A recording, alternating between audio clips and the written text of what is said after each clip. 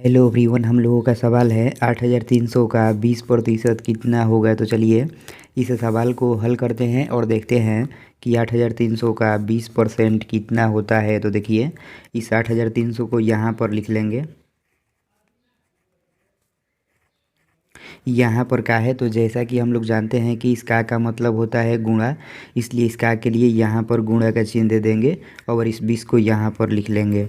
देखिए यहाँ पर प्रतिशत का चिन्ह है तो हम यहाँ पर भी प्रतिशत के चिन्ह दिए हुए हैं। देखिए तो इस प्रतिशत के चिन्ह का अर्थ होता है 1/100, इसलिए इस प्रतिशत के चिन्ह के लिए इस 20 के गुणे में 1/100 लिख लेंगे कुछ इस तरह से। तो अब यदि आप लोग यहाँ पर देखते होंगे तो जो इतना पार्ट यह बन गया ना, यह बाटा वाला गुणा बन गया। तो आप लोग चाहें तो इसको किसी भी तरह से कटा सकते हैं। तो हम क्या करेंगे, आसानी के लिए इस एक जीरो से इस एक जीरो कटाएंगे और इस दूसरे जीरो से इस जीरो को कटाएंगे। यहाँ पर 830 बच गया तो इसको यहाँ पर लिख लेंगे। 2 × 1 तो 2 होगा तो यहाँ पर 2 लिख लेंगे।